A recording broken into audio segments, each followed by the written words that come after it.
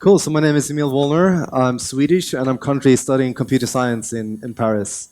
And you might have come across some of my open source projects. I made the one that you mentioned earlier, the screenshot to code, which was the most popular project on GitHub for almost a month. And that's where I kind of translate design mockups into HTML and CSS. And another project I've done is coloring black and white photos with neural networks. And Google recently made a short film about this project. But today we're going to talk about software automation. And kind of the first kind of step you need to take to start understanding this problem is to start looking at software development as data. So a lot of people now, if you think about the tasks that we're given, say design mockups or program descriptions or kind of meeting a client and trying to understand what their problems are, we kind of see them as human problems that only we can kind of relate to and understand. But more and more we can start to treat these problems as data problems. And to kind of understand how this is possible, I'm just going to give you kind of a short overview of the context. So we had kind of traditional software that we're all used to. We've had the kind of deep learning that is merging, and then people are talking about blended models, so kind of combining the symbolic AI systems with the gradient-based systems. But that's kind of still early development. And it's kind of the narrative of automating software development started kind of in the mid-'80s, where Bill Gates, he had a really lovely interview where he was talking about kind of software becoming more and more high level. So he's kind of referring to assembly, C, and programming is becoming higher and higher up. And he thought that just kind of in the early 90s that we'd start having programs that would automate software development. But what they realized kind of in the early 90s that these expert systems, you could make them complex, but they had a certain limit. And kind of by in the early 90s, a lot of people, the kind of consensus was that we can't use traditional software to solve really complex tasks. And that's kind of where the new paradigms is coming in. And these are gradient-based approaches. So we used to create all the logic in our programs, but now because we're using gradients and deep learning and automation, we can start tackling more complex tasks. And a great example of this is self-driving cars. So just a decade ago, this wouldn't have been impossible, but now because instead of creating the logic, we train the models that then create the heuristics. And this is two slides from Andrej Karpathy, and he was the kind of person who coined the kind of software 1.0 and software 2.0 distinctions. And when he came to Tesla, so he runs the AI department in Tesla. And when he came in, there was kind of only a certain amount of 2.0 code, and most of it was traditional code. But the more he went there, he kind of started replacing more and more of the stack of the car in terms of 2.0 software. And his point here is kind of like making a bit of fun of the community. It's kind of great descent can write code better than you. I'm sorry, and that's what we're starting to see. And in a lot of aspects, software engineers are becoming data science because we used to create the logic, but more and more we're creating the data sets and the pipelines and the workflows to create the logic. And this kind of leads up to kind of the core question I'm going to talk about today is, can we automate software development 1.0 with 2.0 software? And you will see online, so I'm not going to kind of add too much context to this dialogue, but you'll see on Twitter, on YouTube, at conferences, people are still debating, can we use deep learning and gradients to start tackling software automation? And kind of the general consensus now that every year people have different opinions about this. And I think it's very important to kind of start forming your own opinion about this. And I think even here I kind of take the risk-averse approach. If this is going to happen and it's going to impact our futures, you kind of want to know that you have skills that are relevant. If you have a business that are dependent on software development, you also want to understand the kind of complexity and dynamics of this shift. And some people think that we need to develop the deep learning in 2.0 software layer is not good enough, that we need to develop an either further layer, and here I'm kind of referring to that as 2.5, And that's kind of, as I mentioned earlier, combining symbolic AI with the gradient-based approaches. And kind of a good way to get a sense of what this technology looks like is the AlphaGo zero model by DeepMind, where they use a Monte Carlo search tree with neural networks. So the neural networks get kind of the pattern recognitions and the high-level understanding and intuitions, while the Monte Carlo search tree makes the search better. But this is kind of still early development, and we're going to see a lot of advancements in this area. But kind of on the other side, you have kind of Richard Sutton, which is kind of he's a thought leader in this field, and he's been working with deep learning for the past couple of decades. And he says that researchers seek to leverage their human knowledge of the domain, but the only thing that matters in the long run is leveraging up computation. And if you look at a lot of the architectures that we have in deep learning, the most powerful ones are kind of removing all the heuristics and putting more and more of the responsibility to kind of the compute and the data sets. And to kind of just give the whole picture, so we have the 1.0 software stack, and it has kind of a certain complexity limit. We have the 2.0, and then the 2.5 that people are still discussing, do we need this or not? And this is going to be kind of the core thing that I'm going to center around today. Right now, what we can do with automating software development is kind of assisting software development. So we can't replace it, but we can make software developers and engineers a lot better, faster, more efficient, more resilient. And we're in the early days of kind of looking at automating closed systems.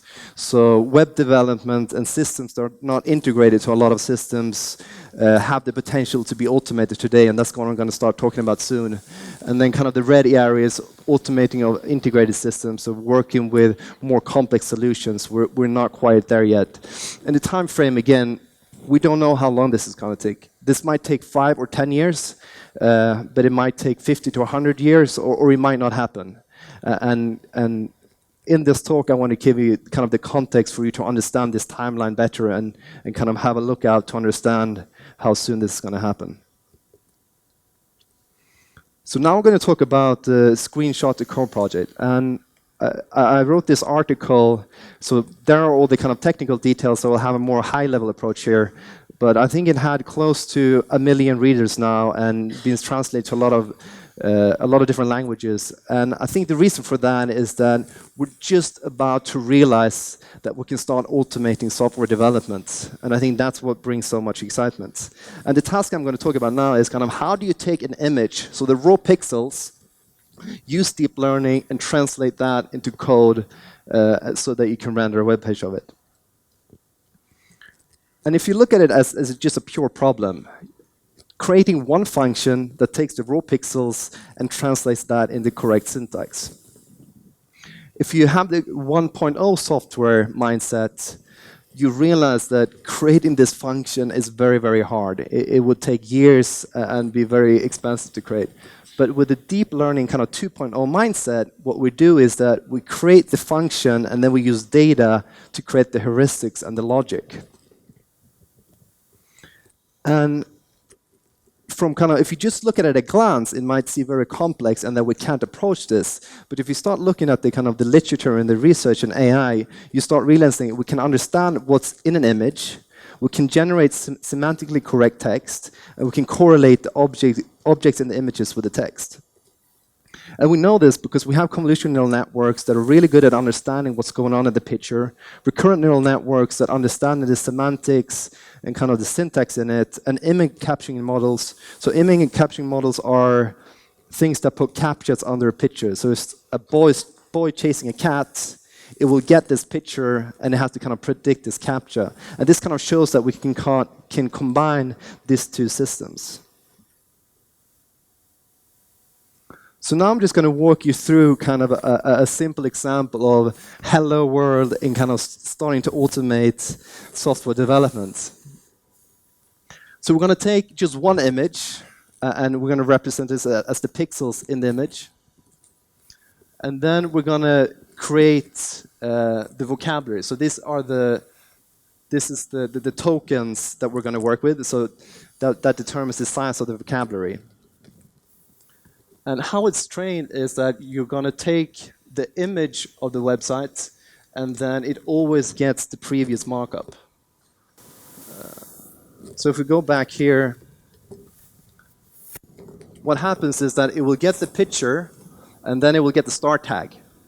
And then after the start tag, it has to print the HTML tag. Then it gets the start HTML tag and it has to print the center tag. And it keeps doing this over and over. And what you'll see in the beginning, it will kind of just print the center tag all the time. But then as soon as the more you train it, it will start understanding the relationship between these pieces. And when you're training it, you're always giving it the kind of correct input and always the correct output. But when you're running it in production, it gets kind of the prediction that it made. So you kind of feed in the prediction that it made, and that's how it creates the next prediction. And the kind of the core architecture comes from the Pix to Code paper by Tony Beltramelli in 2017. And there's a couple of other papers worth mentioning. So there's Image to LaTeX, made by the NLP group at Harvard, that has a slightly different approach. There's something called Sketching Interfaces by Airbnb and Sketch to Code by Microsoft. But I find the Pix to Code paper is kind of the cleanest. It's easy to understand, and the approach to go is kind of a pure end-to-end approach. So the other approaches have a lot of object recognition and moving pieces, but this creates kind of a more simple architecture.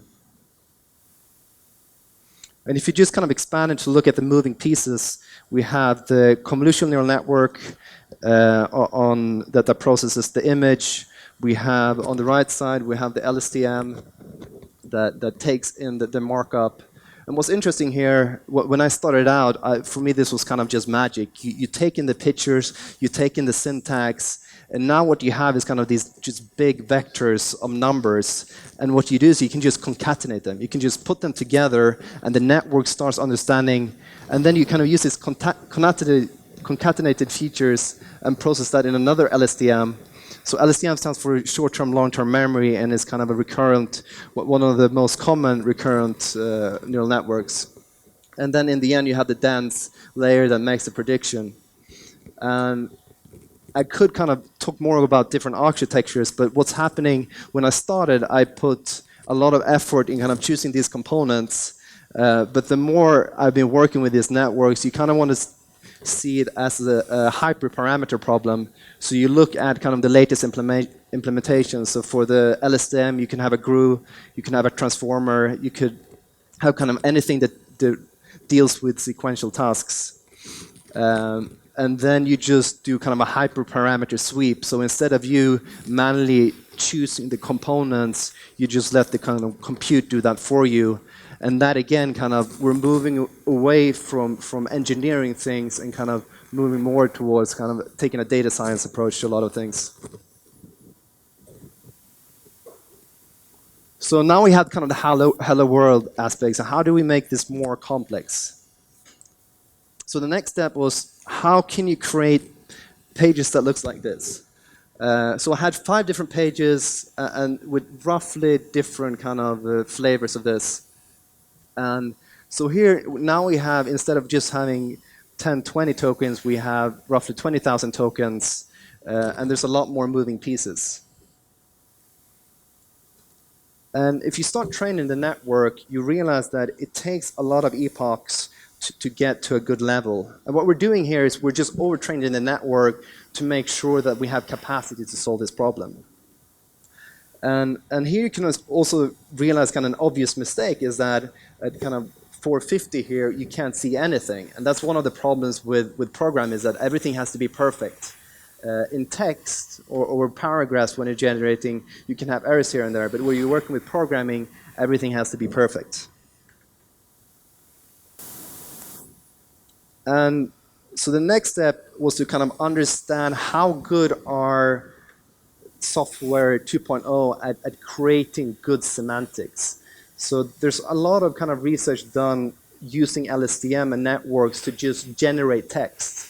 And if you start generating text, most people are kind of, this is some generated text. This is trade on kind of a C database, or I think it's the Linux kernel. And you can see that the format looks roughly correct. So it looks like it's kind of the function, it has the paragraphs, it's got a couple of comments in here. But when you start looking, paying attention to the details, you see that it doesn't understand the idea of variables, function, classes, so on and so forth. And this is an open research problem. And we don't know that if we add more data, so with the recent kind of developments like GPT-2 by OpenAI, they've generated a document with text. And this kind of lures towards that maybe we can start solving variables and the functions just by more data, but we don't know that yet. But it's going to in that direction. We're starting to be able to process more programs with more complexity. And so far, we don't really know what the limit is. So I had this data set of 1 trillion websites. This is, I don't know if you know GeoCities, but this is kind of lovely. It was the first web hosting platform, and there's a lot of websites from the 90s. And the good thing about this data set is that it's fairly, if you look at the HTML code, it's easier than if you compare it to the kind of the JavaScript-heavy website that we see today. But if you start looking into all the code and trying to want to simplify the vocabulary, you realize that this is a very, very big problem. And I think this is still a very interesting research area if you have more computing power and also more time to clean and structure the data. But what I instead went with is a DSL, so a domain-specific language that was introduced in the Fix-to-Code paper. And what you end up with is kind of these tokens that represents parts of the website, and this is based on the Twitter Bootstrap theme. And what's interesting here is that you can start visualizing the neural activations in the network to see what kind of knowledge it has. And I think doing these kind of activities, like activating neurons, gives you a better understanding of what it can and can't do. So you can see that it understands the idea of paragraphs, rows, it kind of understands the divs, and it has a basic understanding of what it means to create a website. So what the website looks something like this. So you have, that's the image, and this is the thing that it produced. And what you can see is most of it looks correct, but you have kind of one button that is the wrong color. And with this model, it can predict roughly at 97% accuracy using a blue score. And what's happening now is that these kind of, it's really good to have a generator. So you can only do a few components, but with a generator, you can add more and more components and make the kind of expressiveness, you can increase the expressiveness step by step. And Tony, who made the original paper, he's continued to work on this and turn this into a product. And it's called UI SARD. And if you want to understand the kind of the latest in this area, I would highly recommend to kind of go to the web page and try it out. And what it does is that you take, instead of using a design mockup, he uses a sketch. And then it generates the corresponding kind of syntax in an app development. And yeah, I think it's pretty impressive what it's doing, and this will make kind of creating the user interfaces a lot faster moving forward.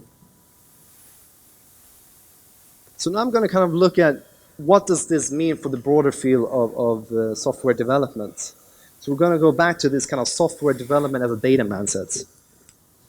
Where I left off was talking about kind of, if you look at software development 1.0, you can use Moore's law and kind of, because it becomes very complex, it's easy to predict what's going to happen in the future. But what we're seeing with the kind of the new computing paradigm is that it has a different progress curve. So you can see that you start making small progress, and then it has a very rapid increase when you increase the computation and the data. And there's been a lot of different areas. This is just like a list of them: board games, multiplayer games, text understanding, translation, self-driving cars, medical image analysis. So all these fields kind of started out very weak compared to the kind of 1.0 software systems, and then had a very rapid increase. And this is important because this is going to happen in areas of software development as well. And when these things start to happen, they're going to enable us to automate more software. And again, kind of just go back to this slide. So now we can start working with assisted software development. We're getting closer to automating closed system, but we're still far away from integrated systems. And the way to think about this is kind of in pop culture, you will often hear people talking about complexity, empathy, creativity, critical thinking. And this is kind of taking the human point of view towards this problem. And I think if you hear this kind of narrative in board meetings or if you're discussing with people, it can be harmful because you kind of neglect the capacity of the computer. And I think what's important if you want to start working with these types of problems is that you take the kind of computer view. You have empathy with the computer and try to understand how the computer sees the world. And three things that I've come to find useful when I think about this is kind of, the first one is undefined tasks. So when I was talking about earlier of taking an image into code, it's kind of defined by understanding an image, creating semantically correct syntax, and combining the two. And this is the same approach you want to tackle new problems. So instead of just seeing it as a human problem or a computer problem, you kind of really want to define the tasks that are involved. The second step is kind of novel manifolds. So this is in mathematical terms is kind of complex, but it gives us a way to start understanding how the computer sees the world. And if you look at, say, vision tasks, they would have kind of a certain type of manifolds, but if you compare that to, say, voice or another domain, they can have other type of manifolds. And what you realize that certain tasks are in, say, vision, if you solve one problem, other areas in vision is going to be easy. And it's kind of important to understand how novel these manifolds are and kind of how close they are to other. I'm going to dig in a little bit deeper into that soon. And the third one is scalability. So we've seen kind of people creating and understanding new manifolds, but then the key step is to understand how well do these scale. So recent inventions was something called the neural Turing machine, which is kind of trying to create a neural computer by combining kind of the logic in a 1.0 computer and using the differentiable systems that you find in 2.0 software. But this has been shown to create kind of easy for loop and logic, but we haven't been able to scale this up at a larger scale. So you always kind of want to take these different perspectives when you're thinking about different tasks. And kind of to just get a physical sense of what a manifold is. So if you look at a paper, this is a 2D manifold in a 3D space kind of circulating. And if you crunch it together, this is kind of really what a manifold is. And what the deep neural network does, it kind of just slowly but steadily unfolds this manifold. And then when it kind of unfolded, it's a lot easier to make, say, a classification or working with the data. And a lot of different data types behave in different ways. So if you look at images and sound, they have kind of a more smooth edges. But if you look at, say, computer programming or reasoning, they could have kind of more of a sharp edges. And that's why it becomes harder to use in gradient-based approaches. But this is kind of acting out in thousands and thousands of dimensions, and that's why it's really hard for us to get a really good understanding of what's going on in this space. And I think the best way to really understand how they behave is to work with them on a daily basis, because you start kind of getting an intuition for how they behave. So kind of going back to kind of this oversimplified view of the software stack and the problems, I look at more like this. So you have the 1.0 stack in the left corner, and then the 2.0 stack and 2.5 stack kind of going in the northeast corner. So more scalability and approaching novel manifolds. And again, so if you look at kind of what you can do right now is augmented EDEs. So just making software engineers a lot faster in a lot of different ways. I'm going to cover this soon. And still, the harder areas is kind of a social media app. It has more integrations and more difficulties. And the hardest parts are things such as a bank API that integrates with the ATMs and other systems. So right now, if you want to kind of look at what deep learning can do to assist software development, I would look at some of these areas. So refactoring, autocomplete, code review, user testing, graphical user interface, prototyping, semantic code search, security issues, and monitoring. And a lot of these might not be ready to kind of use on a daily basis or to integrate in your company, but by using these types of tools, you will also understand how fast this shift is going to happen. And what I would recommend is kind of look at this tool on say, a 6 months basis to understand how good they are. And if you see that these types of tools are increasing at a very rapid pace, you can also kind of get the assumption that the timeline that I was indicating earlier is going to get shorter and shorter. So if you plot that in the map, it's kind of in the existing area of what we can do. And if you look at the next step, the kind of areas that we can't really do, so dynamic pages, linking pages, using variables, security rules, integrating databases. So these are kind of things, the more tasks that you have to integrate, the more complex it gets.